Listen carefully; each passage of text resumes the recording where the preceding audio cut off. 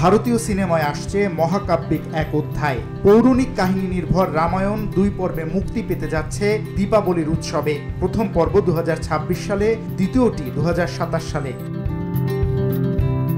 এতদিন গুঞ্জন চললেও এবার আনুষ্ঠানিকভাবে সামনে এসেছে সিনেমার প্রথম ঝলক এবং বাজেট, যা 1 লাফে পৌঁছে দিয়েছে ভারতীয় চলচ্চিত্র ইতিহাসের শীর্ষে।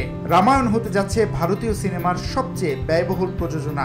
বলিউড হাঙ্গামা জানিয়েছে এই 2 পর্ব মিলিয়ে সিনেমার বাজেট 1600 কোটি রুপি, যার মধ্যে প্রথম পর্বে খরচ হয়েছে 900 কোটি, দ্বিতীয় পর্বে 700 কোটি। লক্ষ্য শুধু ভারত নয়, সারা বিশ্বের দর্শকের কাছে পৌরাণিক এই গল্পকে তুলে ধরা।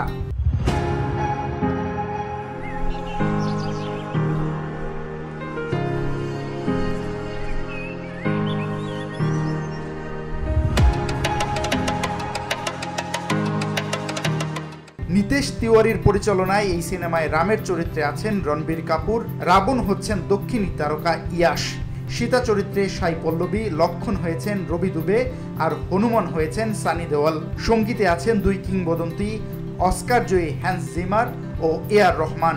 গ্রাফিক্স ও ভিএফএক্সে যুক্ত হয়েছে হলিউডের বড় বড় স্টুডিও, যেন ভারতের রামায়ণ হয়ে উঠতে পারে বিশ্বমানের উপাখ্যান।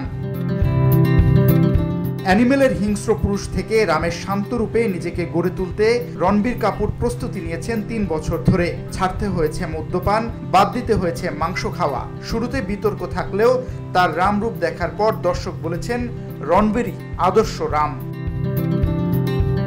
VOD Bangla news desk.